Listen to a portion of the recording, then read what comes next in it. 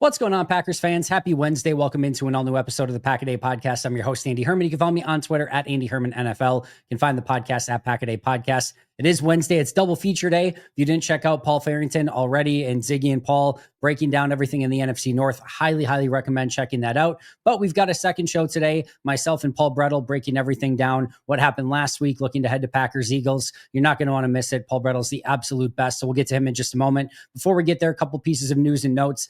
The big thing, no practice on Wednesday. Everything gets pushed back a day because of Monday Night Football, so the first practice will be on Thursday. And what we're going to be looking at is who's practicing and who's not. Injuries could play a huge factor. And that brings us to what's on the horizon presented by Schreiber Horizon. And what's on the horizon is the injuries, right? What we're going to be watching this week is who of these Packers can actually practice and who is going to be out. Now, we already know Tucker Kraft is on IR. We already know that Nate Hobbs is going to be out a couple weeks. So those two put to the side, there's already bad news there. And obviously extremely bad news when it comes to Tucker Kraft. But Matthew Golden left that game with an injury. Matt LaFleur said it's not long-term, but is he going to be able to play this week? That's a huge one to keep an eye on. Colby Wooden left the game last week, did not return. Colby Wooden said he's going to be available for Monday Night Football. Matt said it was not long-term, but sometimes players are overconfident. Is he practicing this week? Aaron Banks left with a stinger issue this past game, did not return, although he did keep his pads on, and it seemed like he was maybe available in an emergency situation. Matt LaFleur said it was not long-term, but is he able to start this week?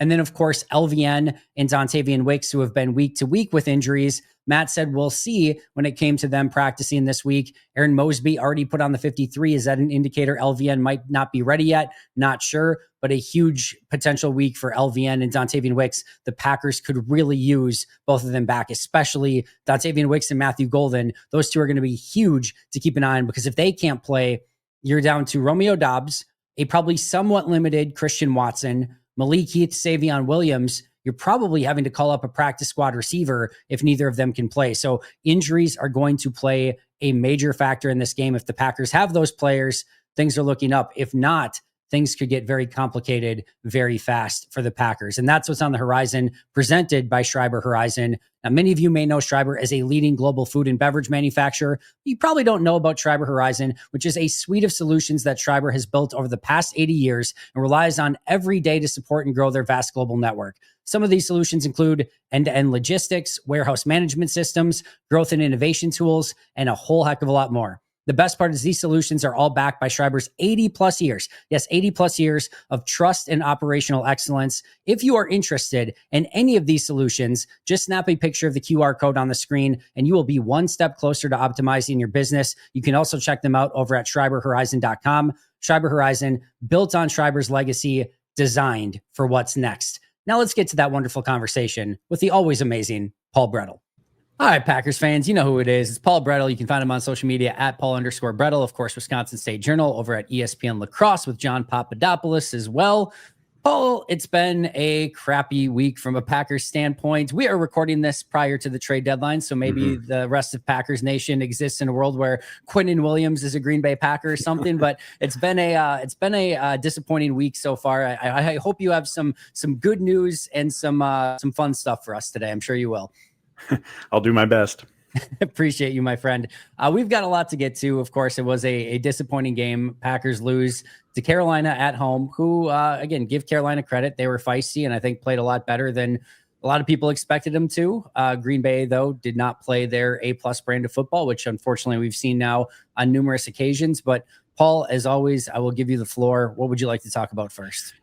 Yeah, I know we'll obviously get to the Tucker Kraft injury and just the impact of all that. So I'll go to the offensive side of the ball and what we've seen a little bit coming into this game and could see a lot more of moving forward. But it just felt like that group against this Carolina defense was just in this vicious cycle. I mean, coming into this game, how Carolina operates, they want to operate in that shell coverage defensive scheme, take away the explosive pass play. And those were hard to come by for Green Bay. And the best way to, as we know, to break that tendency is find some success in the run game between the tackles, maybe some short area throws where you're picking up yards after the catch to then bring the defense in, hopefully open up some opportunities downfield. But the Packers just could not consistently find enough success in that regard to break that mold. And that's where that vicious cycle comes in, right? Because they're taking away the deep game. And then that requires a very patient approach from an offensive perspective. And Matt LaFleur talked about it after this game. I remember bringing it up earlier this season. He talked about it after the Arizona game, where he is a play caller, and Jordan Love's a part of that as well, right? From a decision-making perspective, being okay at times with, all right, if this is how they're going to defend us and we have to string together 10 plays to move down the field, then that's what we have to do. And that hasn't always happened. And then you couple that with the run game has been inconsistent, as we know. So you're not getting defenses to then break away. That impatient strikes, you try to push the ball downfield to opportunities that aren't there. And that's how you get drives that stall out, like so many did for this Packers team. Because you look at the box score after Sunday's game, like they move the ball between the 20s. I think they average almost 6 yards per play, which going into the game, I think was top 5. That figure would have been top 5 in the NFL. I think they had like 370 total yards of offense, 5 trips to the red zone. Like they were making their way down the field, but the challenge with having to put together that many positive plays in a row is that's really hard to do. So even if you put 7, 8 together, make your way into the red zone, doing in that extra 2 or 3 or whatever's needed, that's difficult. And then if you do accomplish that, you took a lot of time off the board. The possessions in the game are limited. So now being able to put up 24, 28, 33 points in a game becomes really difficult when that's your mode of transportation down the field. So hence, like I said, this vicious cycle. This is an explosive offense. We know that. We know the playmakers they have, Jordan Love's arm talent. That's how Matt LaFleur wants to operate. Defenses are limiting that. The Packers aren't finding enough success on those in the run game, those short area, picking up yards after the catch to break up defenses out of that. And we just keep kind of, especially in this last game, kind of going through the same thing over and over and over. Yeah, you hit a lot of different things that I think are super important. One of which is patience, which we might talk about here a little bit more. But I wonder also some of their red zone issues, which I know you've talked about. I wonder if almost they're trying to get some of those explosives because they know once they get in the red zone, things are bogging down. So they're almost pressing the, can we get a big play button before we have to grind it out in the red zone where things haven't been, especially in this game, particularly great. And the other thing too, you look at it, we always talk about how important turnovers are in a game. And on the box score, Green Bay loses this turnover battle 2-1. Xavier has the interception, takes points away on a huge play in the end zone. Of course, we know Savion Williams fumble, and then the deep shot to Christian that gets picked off. There's really 4 turnovers in this game for Green Bay, because if you add the missed field goal, which is not only a turnover, but taking 3 points off the board and then giving them the ball in really great field position following that missed field goal, and then the decision on 4th and 8 as well, where you're turning over the ball on downs and again legitimately taking points off the board. Even in the bare minimum situation where you get 3 points on the Savion drive, you get 3 points on the 4th and 8 drive, and you get 3 points off the missed field goal, that's 9 more points. Does this game feel great? No, but again, we don't know the butterfly effect, but just simple math here, 22-16 win, you're at least getting the win and picking things up, but you took scoring plays off the board 3 specific times, one due to special teams, one due to play calling, and one due to player execution with the fumble. That's not even including the lost possession due to the basically arm punt by Jordan Love. So I think turnovers were a huge issue. Again, even the one that don't show up in the box score. But again, I think that patience too, and figuring out what the right timing and rhythm and consistency is to move and matriculate the ball down the field. While, as you also mentioned, not having those catastrophic penalties or errors along the way. They just got to figure out that right balance and that right rhythm, because this game was another indicator that it's just not quite there yet.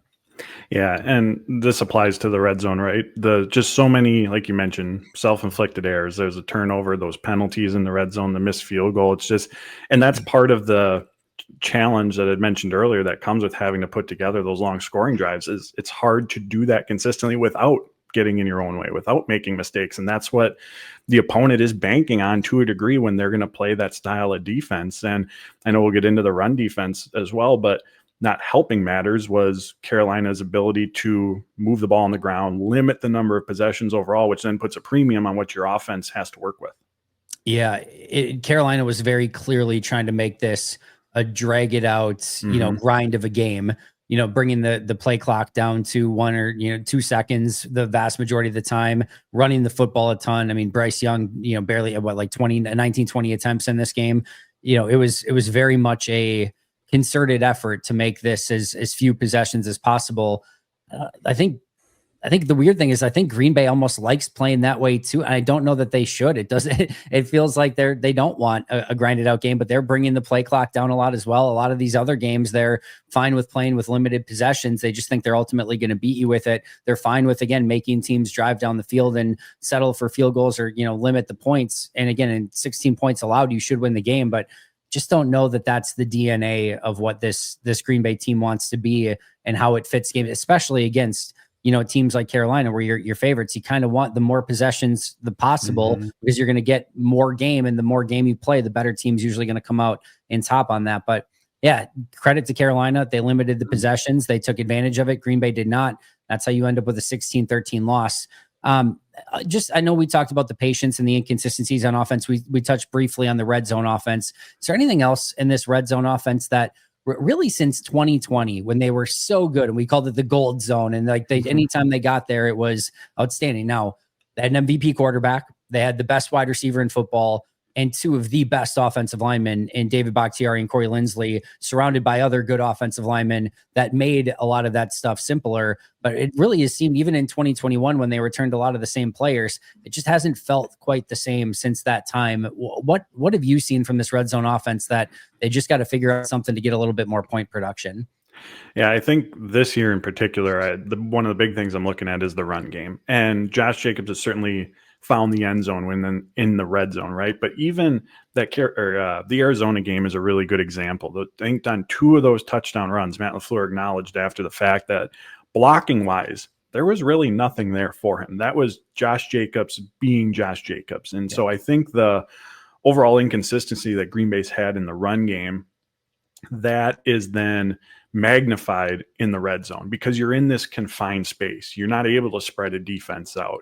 It's tough. It's more difficult to move the ball when you only have this limited amount of space to work within. And so now, if your run game's not going and you're in these obvious passing situations, 2nd and 7, 3rd and 8, the defense typically, even if you're on the other side of the field, is going to have the upper hand in those situations. But now you're in this condensed space, less room to operate. I think that just plays more into the defense's hands, and that makes it more difficult to move the ball through the air. And I think that speaks to one of the larger, maybe concern, for lack of a better term right now, is the offensive line play.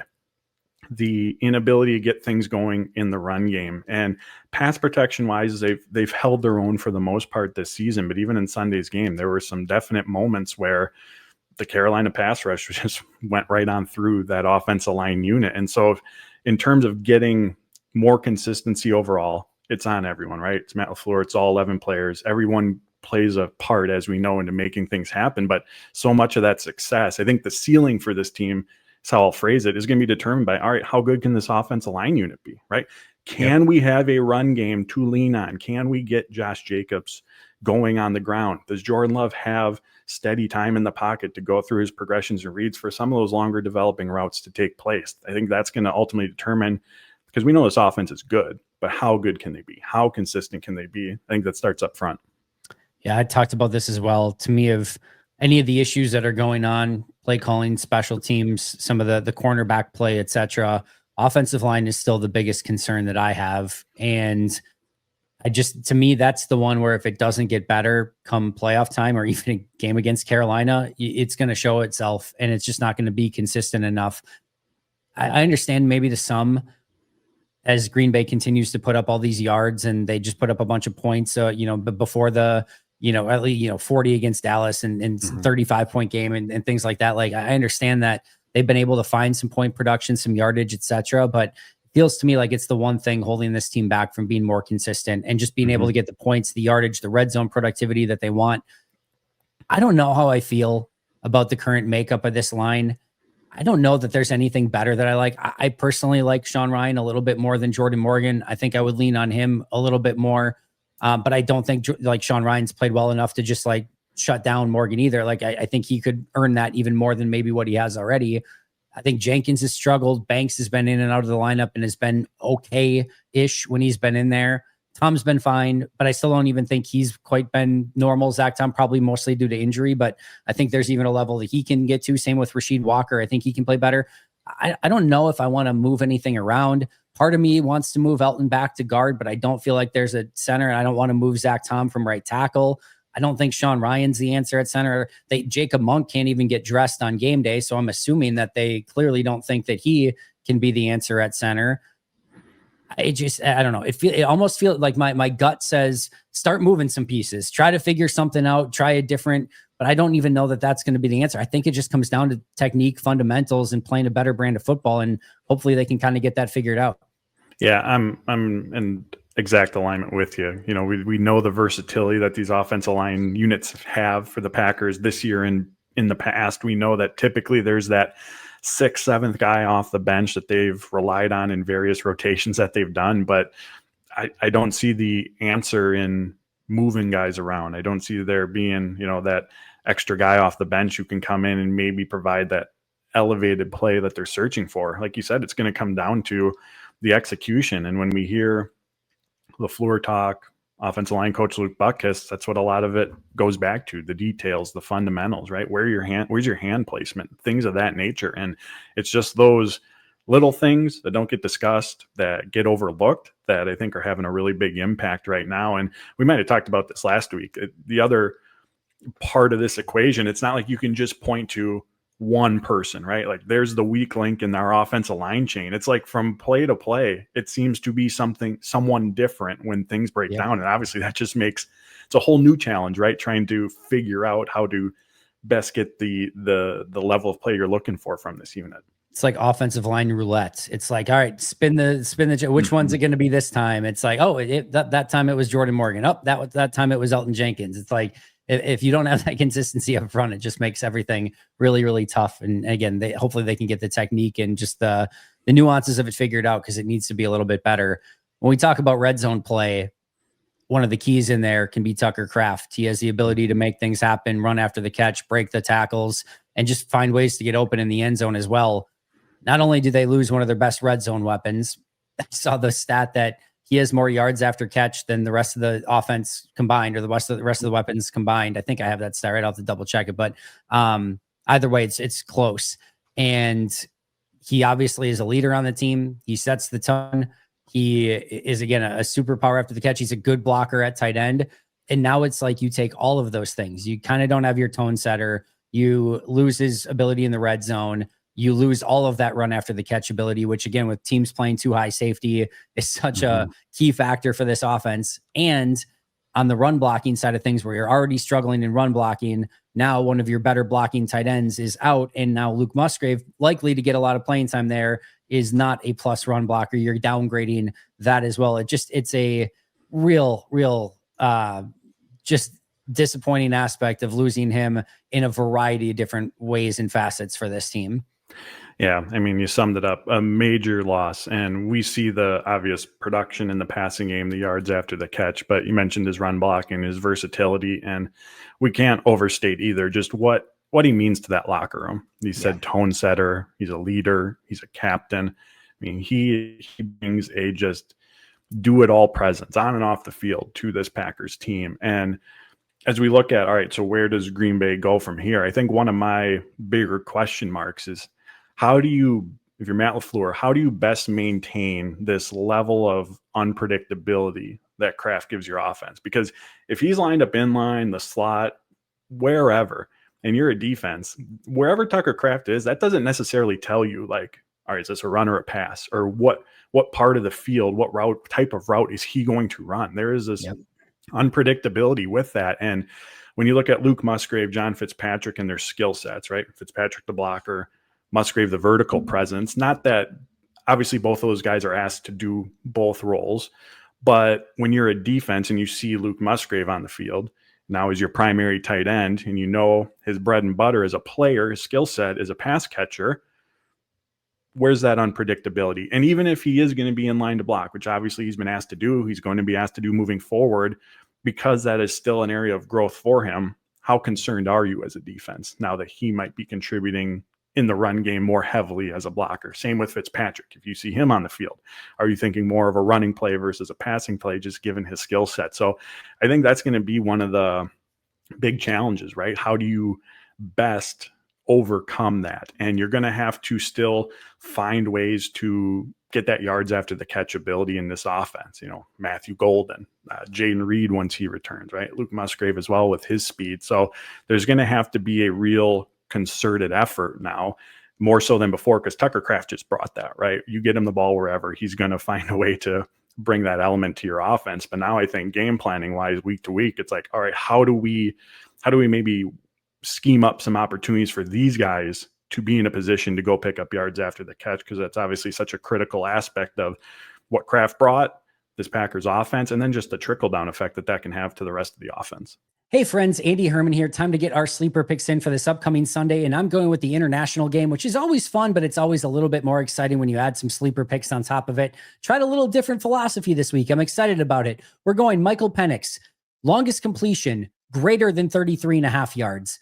Darnell Mooney, longest reception, greater than 17.5 yards. And Tyler Warren, longest reception, fewer than 19.5 yards. I'm excited about this one. Get your picks in over at Sleeper. And the best part is that you can get a 100% match up to $100 by utilizing code PACKADAY. Again, a 100% match up to $100 by utilizing that code PACKADAY. Terms and conditions apply. See Sleeper for details. Available in over 25 states nationwide. So what are you waiting for? Get your Sleeper picks in today. In a weird sort of way, the one thing that gives me a slight bit of confidence following a Tucker Kraft injury like this is it feels like Matt does his best work when it's like, all the best options are off the table. Your quarterback's out of the game and we've got to invent a new run game, or just feels like when you put his back against the wall and you take away some of the stuff and kind of handcuff him, it's like, oh yeah, I can just figure out ways around that. And that's some of the times he does his best work and is, I feel like, the most creative. So I think it's going to be paramount that this offense finds a way to evolve and figure out new ways to get those weapons involved. Now, this week against Philly could be really interesting. It sounds like Matthew Golden is day-to-day and has the potential to play this week per Matt. Dontavian Wicks, he wasn't super, he didn't say anything noteworthy about LVN or Wicks other than we'll see what happens, but it doesn't sound like they're ruling, Wicks out this week. But to me, they can very much ill afford having both Golden and Wicks out this week. That to me would be pretty catastrophic. I know you've got Watson back. You probably still don't want to play him, 50, 60 snaps, coming off the ACL and MCL this quickly. You've got Dobbs. You still have Savion Williams and Malik Heath, but you just get very thin. And now you have no Tucker Kraft.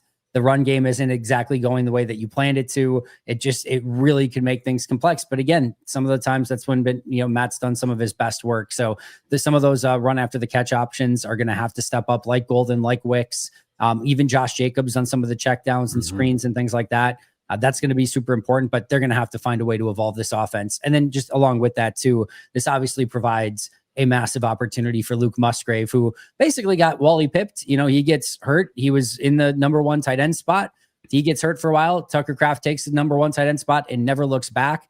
In no way, shape, or form am I saying that's going to happen in the reverse. Now, if somehow Luke Musgrave ends up being better than Tucker Kraft, and next year you can go into with both of those super awesome, I will gladly take it. But this does provide a huge opportunity for Luke Musgrave to just kind of get those starting snaps, be the number one tight end again for a bit, and show what he's capable of.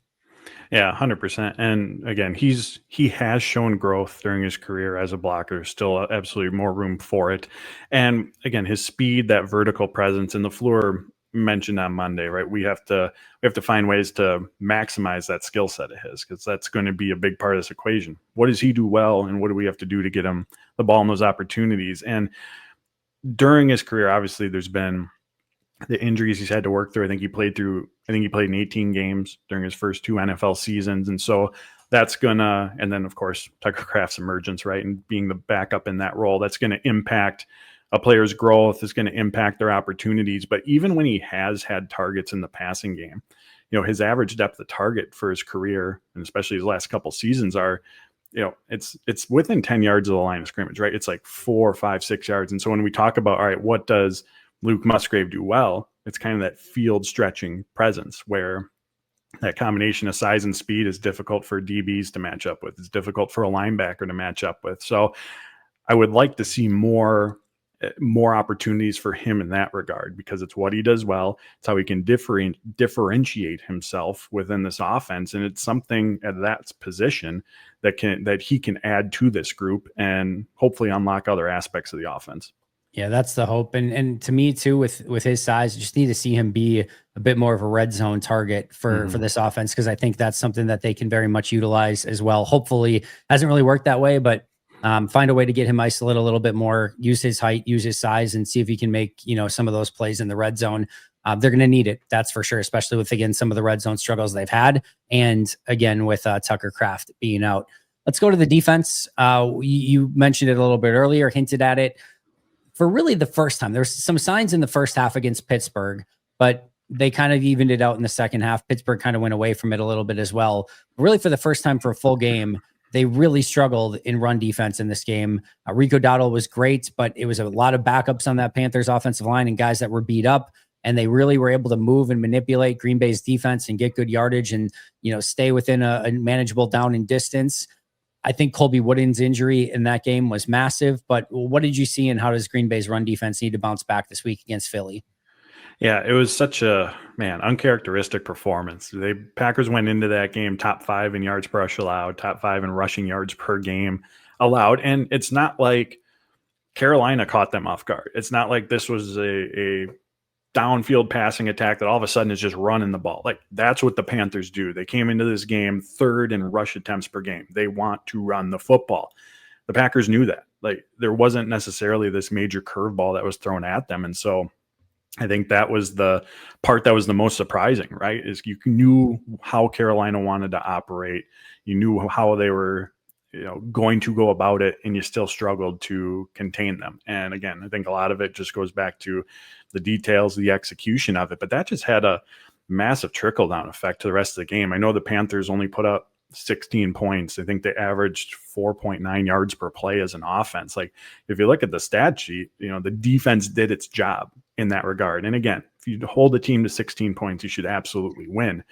But the trickle down effect of that was, well, they're operating ahead of the sticks for most of this game. That now allows Bryce Young to rely on the quick slants, the screens, get the ball out of his hands. That negates Micah Parsons or Sean Gary, the Packers pass rush. Like, there weren't a lot of true drop back pass rush opportunities for this Packers defensive front in this game. So now they're ahead of the sticks. Your pass rush is negated because of that regard. Carolina is putting together these longer drives that's taking time off the clock. They're limiting possessions for the Packers offense, as we mentioned. I think LaFleur said they had 7, and the Green Bay's offense had 7 in total in that game. So it doesn't necessarily, again, the overall production, the point total doesn't show up on the stat sheet, but the Packers' struggles with containing that run, I think, had just a massive trickle-down effect to just how this game unfolded for them. Yeah, it really did. And it just, again, Bryce Young really did nothing. I've talked about this stat all week long, so I won't beleaguer it too much, and this will probably be the last time I mention it, but Bryce Young started 4 for 4 for 36 yards in the game. They didn't have any points to show for it. The rest of the game, he went 7 of 16 for 66 yards, no touchdowns and a pick, and they won the game. And it's just like they held this passing offense completely in check. A couple big time throws and have to have it moments for Bryce Young that I thought were, impressive. And again, defense needs to find a way to be a little bit better there. But overall, they completely stopped this Carolina pass defense, and it just didn't matter because Dowdle and that run offense were so good and just kind of dictated terms the majority of the day. And yeah, again, I think Wooden was an issue there, and him being out and just losing that rotational piece as well.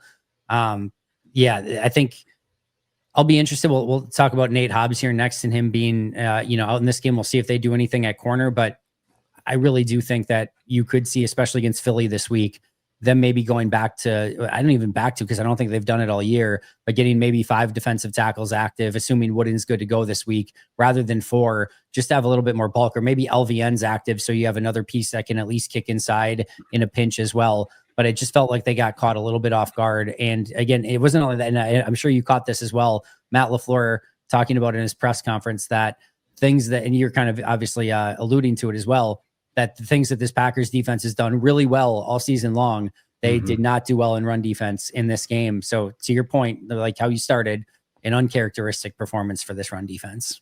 Yeah, and along with Wooden exiting the game, you mentioned or alluded to Brinson being inactive. So now you're down to 3 defensive tackles. And again, nothing to take away from what Nazir Stackhouse has done, but he's still a rookie, right? Yep. Who's played minimal snaps, and now again, mid-game is being thrust into this much larger role. Like, that was a part of this equation too.